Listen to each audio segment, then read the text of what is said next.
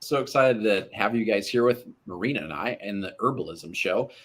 We are talking about something that will be fun. Marina even called it in her description the craziest things you've heard, but busting herbal medicine myths. So, within herbal medicine, reason to be able to tune in here is obviously for Marina, but other reasons are in herbal medicine to just start the practice.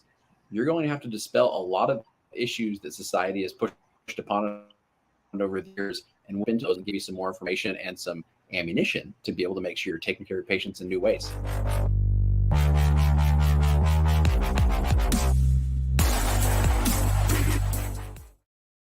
All right, Marina. I think the battle is on with herbal medicine, right? And just what allopathic medicine and herbal medicine have seemed to have more conflicting issues than I would have anticipated over kind of my career. So when it comes to herbal medicine myths, that we're kind of trying to debunk here, did you watch the Mythbusters ever, Marina, growing up? I have come across them. Yes, I remember those. So what I'm envisioning right now is you and I are just like we're putting this gelatin thing together and then we're going to blow it up in the middle of the field, and that's how we're going to make sure everybody knows how herbalism actually works. But with herbal medicine, when I've come across it, Marina, I guess first thing, make sure you talk about this when I'll throw it over to you. Talk a little bit about your podcast and what's coming out in those episodes, and let's jump right into this one.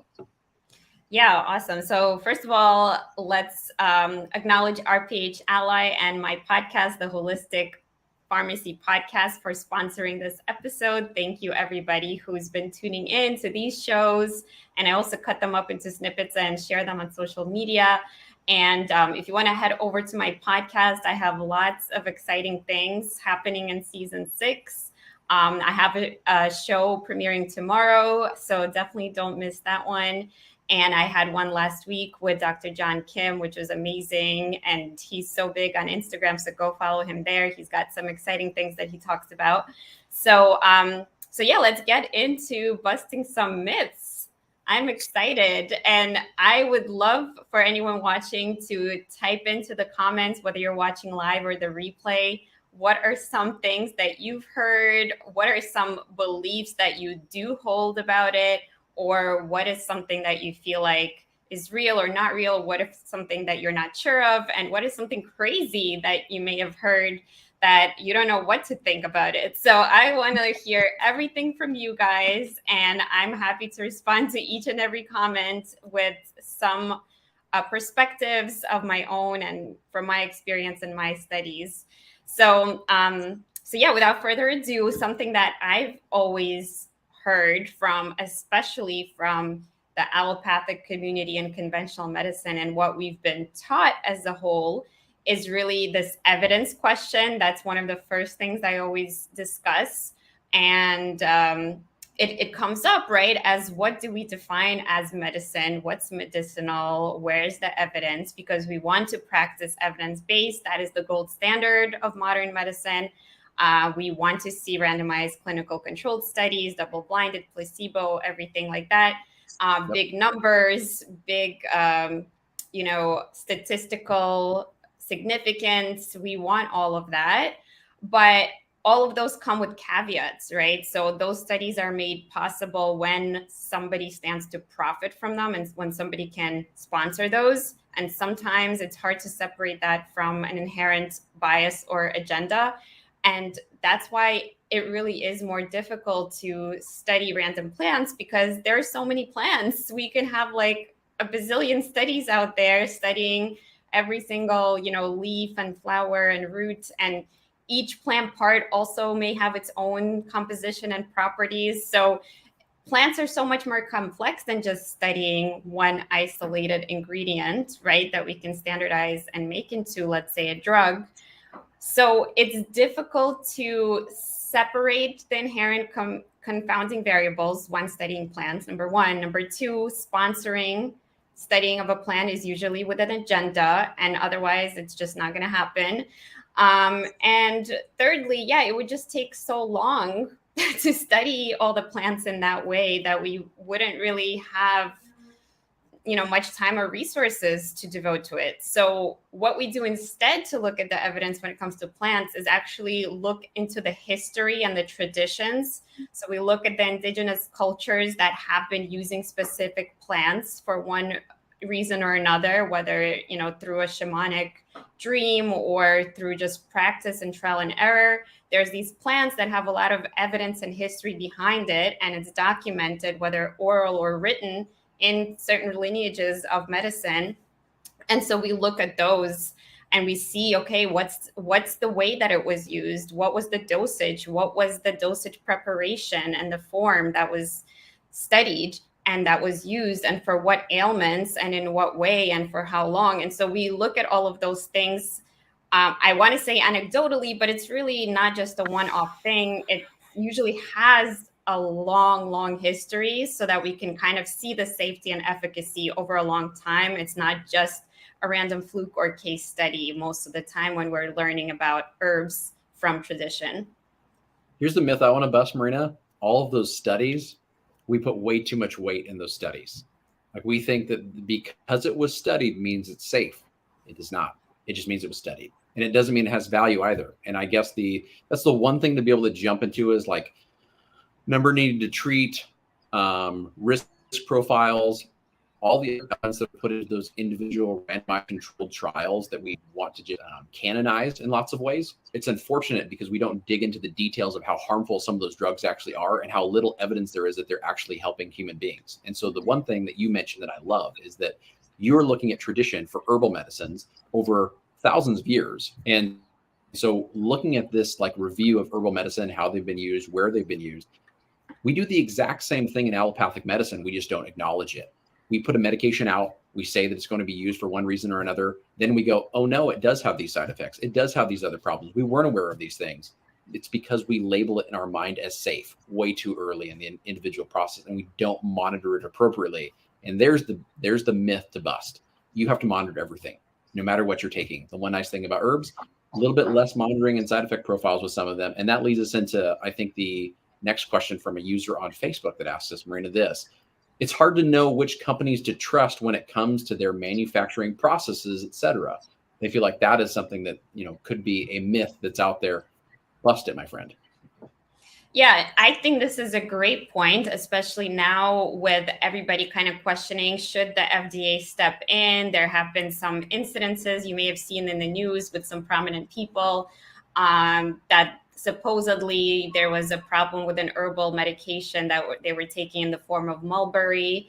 That was one thing that I saw recently.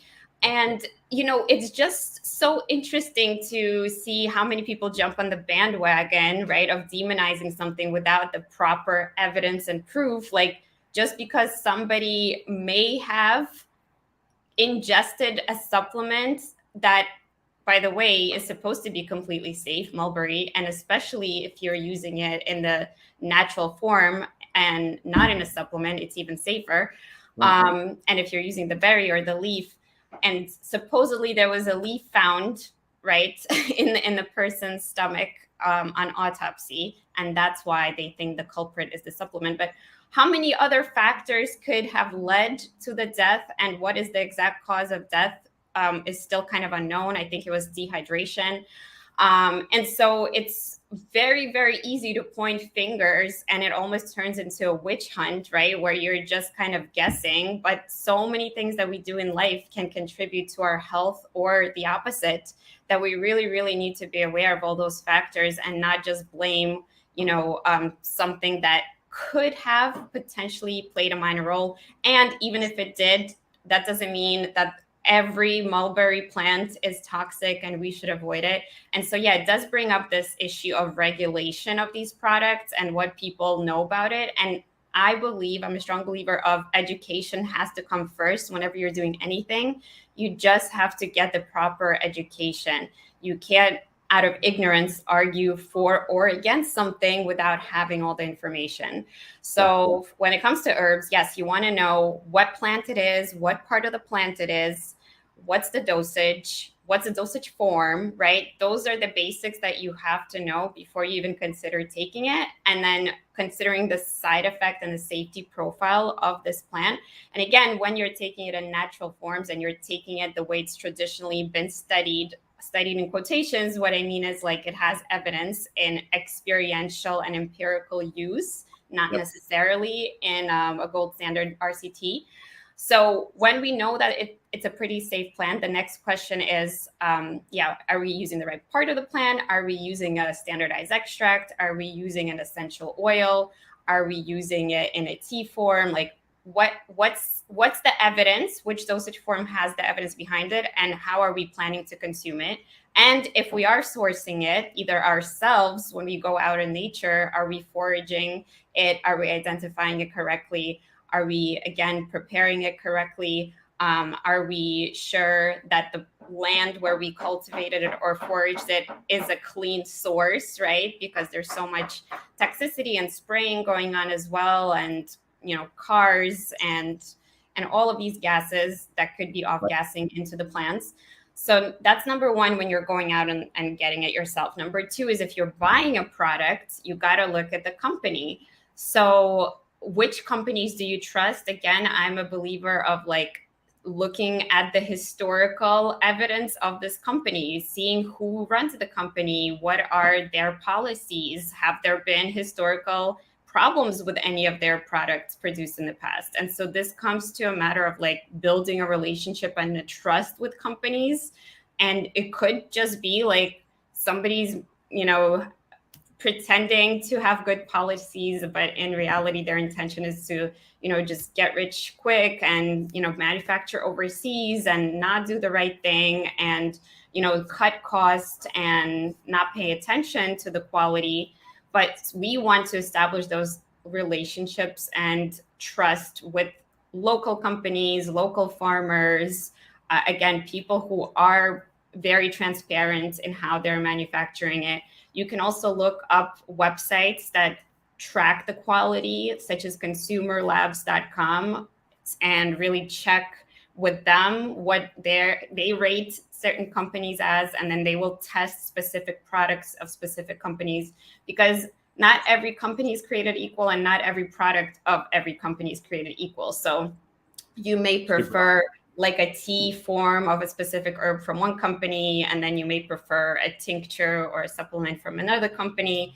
And so I have built, a relationship and a knowledge base that I tell my followers and my students about which ones that I've either had personal experience of or my teachers have personal experience of, or I've looked up, their practices and I trust them and I've done the research.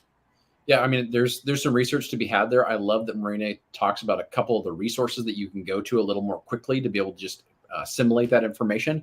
And I know we're running up close to time, Marina, so I'm going to combine two of the questions that we've gotten and put them together real quick.